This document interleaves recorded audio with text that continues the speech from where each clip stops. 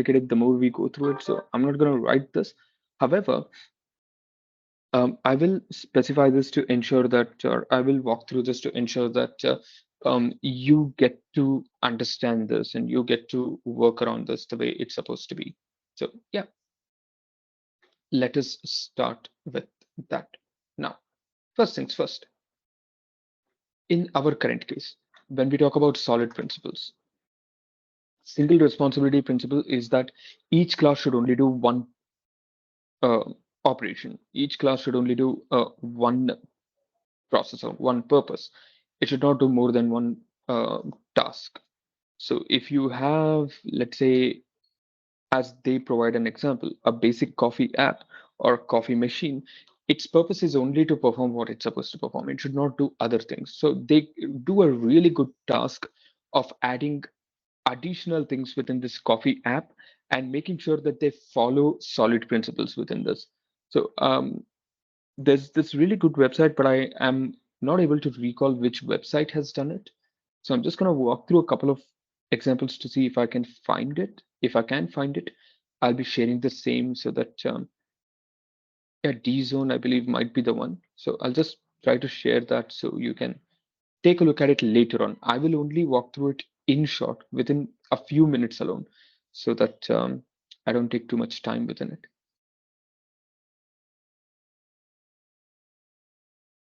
So these are for different examples. Again, there are going to be a lot of different examples, but yeah, if you want to take a look at them, you can. Uh, okay, here they have, okay, now I get it. There are different links for each. That's why it's different. Okay, now it makes sense. So I was in open close principle link, not single responsibility. I was searching for that instead.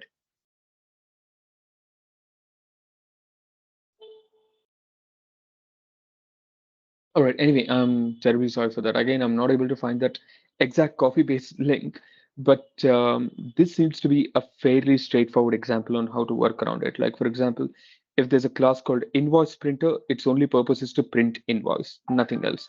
If there's another class that's going to help you save invoices to some file, that's going to be a separate class. So invoice printer should not be able to save the invoice.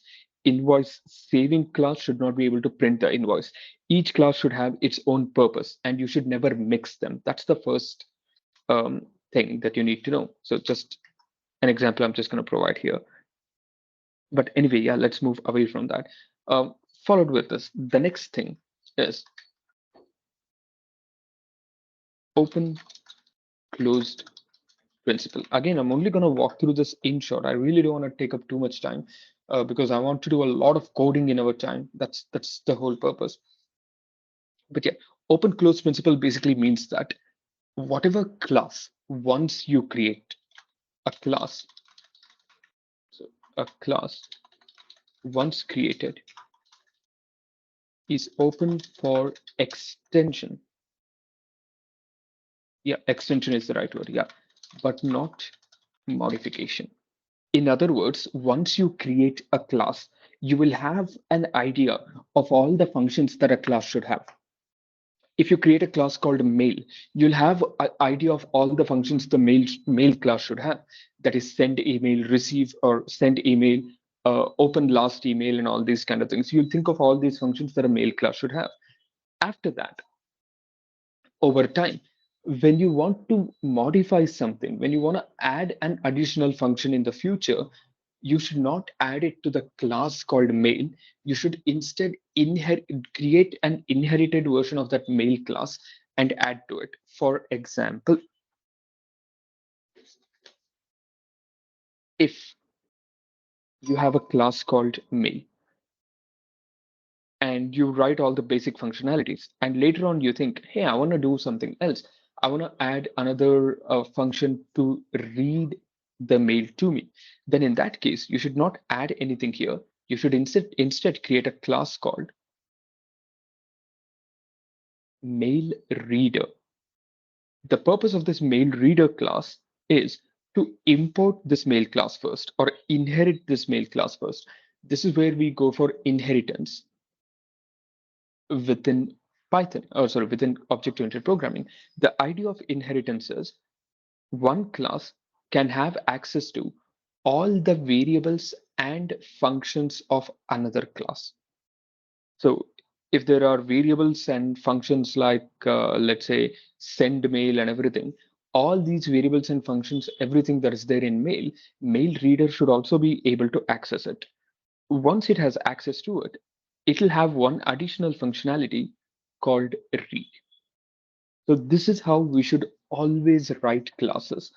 This is how we should always add code, by making sure that the base class, whatever the initial class that you have, is not altered.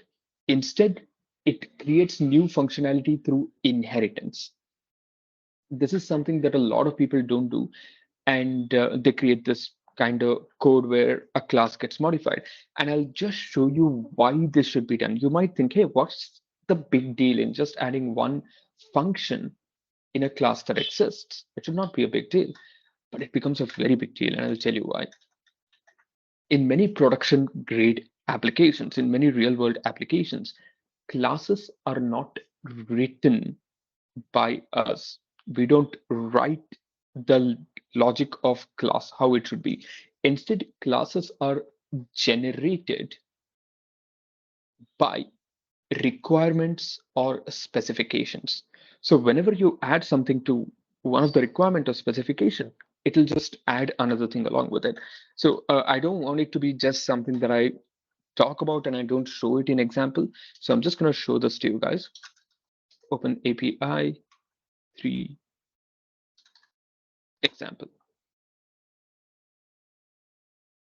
So we have open API specification in which you specify any time any person or any organization develops a software, the first thing any company does is make sure that they document how the application should be, what is the input of application, what is the output of application,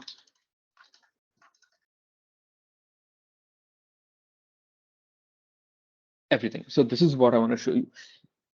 If you're going to create a pet store application, the first thing you do is specify what should be the input and output. There should be an input where people can upload an image of a pet and add an ID of it. There should be an input where people can add a new pet to the pet store, and that new pet addition should be exactly in this format, and so on. So all these are specific formats that we created. For these formats to work, you will also have to create certain classes. Classes like there will be a class called pet. Pet class will have the following things: ID, category, and category must follow within this format. Then there should be a name, a photo, some tags for it, and some status for it. And status must be one of three, either available or pending or sold. And so like this, when somebody specifies this, a class should exactly be this. If you add anything else to this class, it will modify everything in your whole application that you've developed. Once you modify anything to the, let's say, pet class, it will modify everything in your whole code, where wherever you're using pet class, all of the pet class code or pet class usage code, everywhere you have written it, should be modified. This is a very tough task for developers and very complicated task for developers. For this purpose, once you create a class, never modify it. Inherit it to create something else. So the same way as we did before, if you create something called mail, never modify it later. Instead, inherit it to add an additional functionality called mail reader. There could be some exceptional case where something is very vital part of mail and you forgot to add it. In that case, you can go ahead and add to this, but most functionalities you think are slightly different from the basic functionality which you would have thought of and written this class, please add it separately. This is called open closed principle. Something that you need to know. Again, I'm pointing this out, I'm taking some time within this because every Python programmer who is good at object-oriented programming will always follow these steps. the programmer or developer will never move away from these steps so that their code is very, very well written. And any modification they need to do within the code, because of these ideas or these logics, they'll be able to do it very, very easily. So that's something we will do here. In our case, if I want to perform, let's say, a mail reader, if I want to read my last mail and I don't want to add it here, let's say, for instance, I'm going to create a class called mail reader, and I will write a function called read email here. Now, this mail reader should have all these functions also within it, because unless mail reader can get information about the email, mail reader cannot read the mail. So the first thing you need to do is take this mail class and add it within this bracket. This is inheritance. This means that mail reader class will have access to all the data of mail class, and followed by that it'll have some additional functionality like read mail. This is how we do it. Again, if you are able to find time within this, we will try this out as well in practice. But yeah, I'll spend some time to get my app password later on during the break. So prior to that, let's just go ahead and take a look back at this very quickly. So the next thing we have is L. L stands for Liskov substitution principle. Everywhere I'm writing principle, let me just avoid it. So single responsibility, open closed, Liskov substitution. Now let's start with this. Now here's the simple thing. Liskov substitution is slightly complicated to understand the moment you just read them, but you'll be easily able to understand it once we take a look at the example. That is, derived class object should be, or derived class object, yeah, I'll rather write should be able to replace base class objects without any, let's say, errors. Errors should be fine. Yeah. So the idea here is pretty simple. You have a base class called mail, and you have a derived class called mail reader. Now, in my logic, think about this. In my code, I have mail used everywhere. Everywhere I have used mail, but there's a new thing that has come up as mail reader as well. Now, if I want to use mail reader somewhere, for example, I should be able to do that without any changes or without affecting anything else within our basic mail class. I'll give you a simple example. I'll give you a very simple example to understand how this works. Now, in our current case or in our current example, when we look at this, think about this. Mail reader class, if I create an object of mail reader class called MR, and if I first write send mail, this mail reader class should also be able to send mail because it is inheriting mail. It should have all the features and access of mail class as well, without worrying about it. That is the basic idea that we need to note and remember. Now, with this idea, let's move ahead and let's go on to the next case.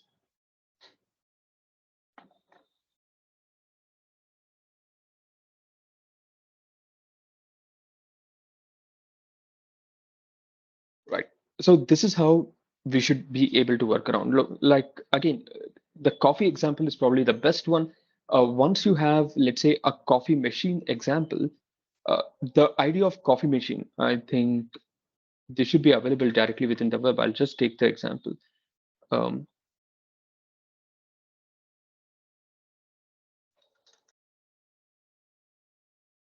Again, this is a common example we take up. It's a beautiful example to look at this and work around it. It's a really beautiful example to look at this. Now, Here we go. You have a basic coffee machine class and you have a premium coffee machine class. The basic coffee machine class is gonna be able to make simple coffee. Just the purpose of it is brew coffee. That's it. It's just brew coffee. Now, premium coffee machine will have some additional functionalities.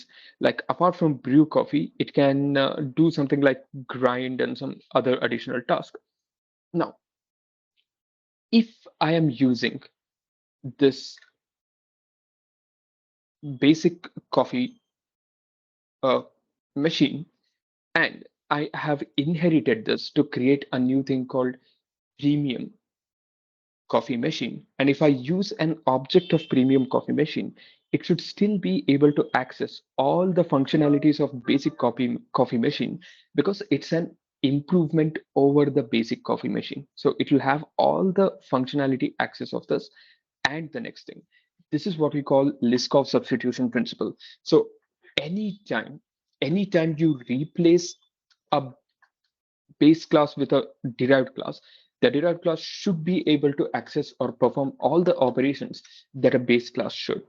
Again, with simple examples like this, it's easy to understand, but it's difficult to think where we might use it in real life.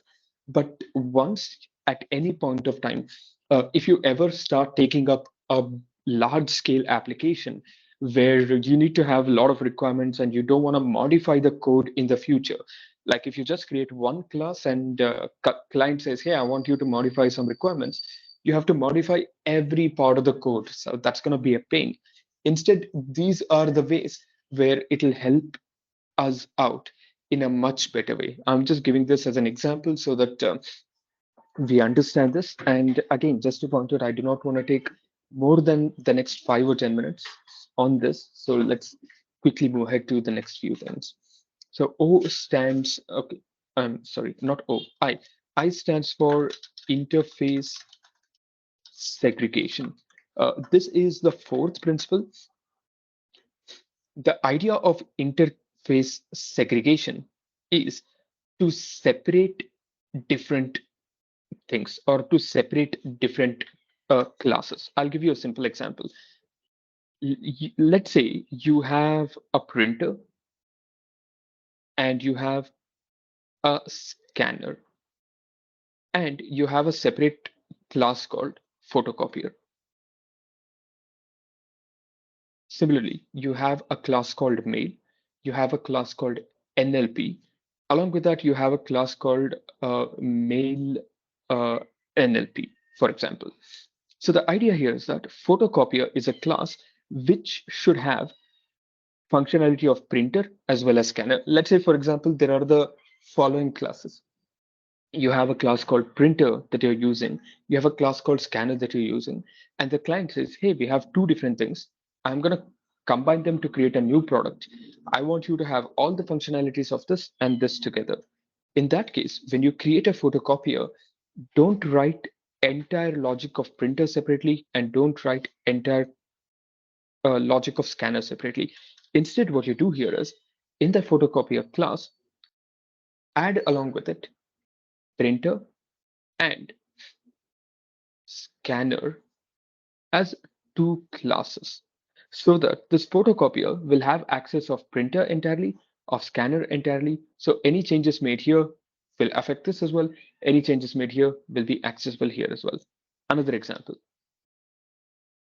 mail NLP. You want to have email as well as NLP. NLP, let's say, could be text to speech, for example. There could be other things in NLP like translation, language translation, or speech recognition, and so on. You might not use all of them, but you might use some of them. So when you read a mail, you're going to use mail and NLP. So if you want to perform some operation here, like I want to read a mail, I want you to read a mail to me. This mail is in Swedish language, which I don't know. So I want you to convert it to English and then speak it out to me. In that case, you can use these functionalities of NLP from this class just by importing that class. You don't have to rewrite this entire code and redo it. That is the whole thing about, um, let's say, interface segregation. And the idea of interface segregation here indicates that these two things, mail and NLP, are two separate interfaces that you will use to create mail NLP class. So whenever you create an application that the client needs, you need to create it in such a way that you should have interfaces in prior, and these interfaces can be implemented ahead. Again, to make it sound better so that we can write it and we can remember it in short, clients, any client should not be forced to depend on interface they don't need or something like that. So the basic idea here is that split large classes into smaller and focused ones. This is the whole idea. Whenever you have a large class, split it into smaller and focused ones so you can understand them easily. You can work around them easily. Clients can understand them easily. Your developers can work around them easily, and so on. So, in a class called mail, as we took an example, we can do setup of the mail.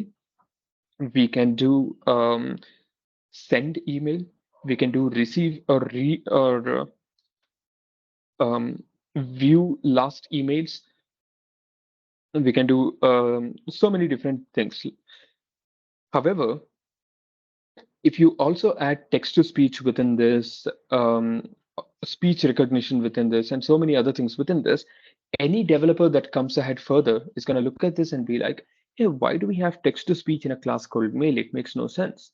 So instead, the idea is that let each class be specific, very small and focused. And if you need a class where you can read mail and everything, create these separate functions elsewhere. And this is exactly why, if you remember, we started with these services here. If you look at this service, I created a file called tts.py, whose purpose is only to perform TTS, nothing else. It's a function, it's not a class, agreed. But its only operation is to perform TTS. Like this. This is just one example I wanted to provide so we can understand. However, one other thing that you can improve within this is I have added logging within configs. You can remove logging from config and add it to separate file called logger if you have too many things in config, just for example. But yeah, that's just one thing I wanted to show you just so we can understand why we do this, how or what's the purpose of us performing this on a constant basis. Right. Let's move on to the next part of this from here. Right. The next thing we'll just take a look at. The last one is called dependency inversion. Right. This is something that is more observable than anything else if we work on Java programming language. If we look at Java programming language, this will be very um, this will be observable in a great detail, to be honest, when we start looking at that. However, we're not going to do that. Instead, we're going to use let's say, a few different ways to understand this. So the idea here is pretty simple. High-level modules should never depend on low level modules. And again, this seems very abstract, like what is high level module, what is low level module? To understand that, I'm going to take a very simple example, a very simple example. Let's take a look at this. Now, first case scenario, let's observe this. I'll just take a very small example. Let's say there is a light bulb, and let's say there's a fan. Both light bulb and fan are going to require a common class called switch. So switch will have a couple of functions like switch on and switch off and some basic functionalities like this. Now, here's the scenario. whenever you start working on, let's say, a class like this, you can have light bulb will inherit switch. So you can call these two functions, switch on and switch off within light bulb class. Fan can again inherit the switch. So you can again uh, access and perform these operations. Now, here's the next thing. What if I have just an example? What if I have another class called electric switch? Now, here's the problem that I'm trying to showcase so that we understand it better. Electric switch is going to have a separate set of functions. Like, let's say, um, press the switch to on and press the switch to be off. And here's the simple thing. If you write electric switch as a function in such a way that it depends on switch, there are two ways you can write within this. You can write this by inheriting the switch here, or you can write it without inheriting switch here. And here's how things get different. Imagine this simple scenario. This electric switch first is a high level module. I'll explain what a high level module is and what a low level module is. A low level module is a module that you're gonna perform specific task. Please remember, a low level module always performs a specific task like light bulb, fan alone. A high level module is just an abstraction for this. It's just a control mechanism that um, is going to perform things that you will use within low level modules. That is, for example, switch. So let's get back to this. High level modules should never depend on low level modules. The idea here is that light bulb and fan or low level modules, they perform specific tasks. So let me specify what they mean. Low level modules perform very specific tasks, and high level modules are or they perform basic or repeating tasks used by low level modules. The whole idea here is that, in short, in simple, as we see here, high level modules should not depend on low level modules. Instead, low level modules should depend on high level modules. That's it. I'll give you a simple example in our case scenario, because this was more away from our case. Let's say I have TTS. TTS is a low level module. It takes a text and it'll speak it out. That's all. Mail reader is a high level module. Now, mail reader, mail reader can depend on TTS. I think I messed it up. I'm so sorry. TTS is a high level module because it does a basic repetitive task. Mail reader is a low level module because it does a very specific task. Mail reader can depend on TTS because to read a mail, you need TTS. But TTS should not depend on mail reader for any function within it, because to perform TTS, you don't need mail reader in any way. So you should never use TTS as a function within mail reader and then call it somewhere else in this order. It should be in its own class as a low and high level module separation. That's just one thing that you need to know. Again, these are solid principles, and we need to know this purely because any object-oriented programming developer that does not know this will always run into problem when expanding their project, expanding their application, because when your application is very large and if you don't use solid principles to maintain, to extend, to test, to make sure that your code is clean, to make sure that your software design is clean, is going to be very difficult. And before we go ahead for break, one thing I want to point out, the reason why we spent a lot of time on solid principles is unless you know solid principles, you cannot apply design patterns in your program at all. All design patterns work on top of solid principles. Every design pattern that you go through, um, any kind of design pattern that you go through. If you don't do any design pattern, it's called anti-pattern. That's another way. But any design pattern you go through follows solid principle in its own way. So if you want to learn design patterns, which is highly important for a developer, please remember solid principles. All right. So with this, we'll stop here now. We'll go for our break. We'll connect ahead after the break. I hope that is fine. And yeah, it's 10:32. Let's join somewhere by 10:37 p.m. Sorry, a.m. Eastern time. Let's do that. By then, I'll give you a few more description on how you can use this with design patterns, and then That's we'll go only on back to 5 minutes. our problem. Um, I'm sorry, Jenny. 37. You typed 37. Oh, I am so sorry. It should be 47. Yeah, I'll just edit that up. Anyway, yeah, thank you for letting me know. Right, we'll catch up by then. Thanks a lot, guys. Thank you. Thank you.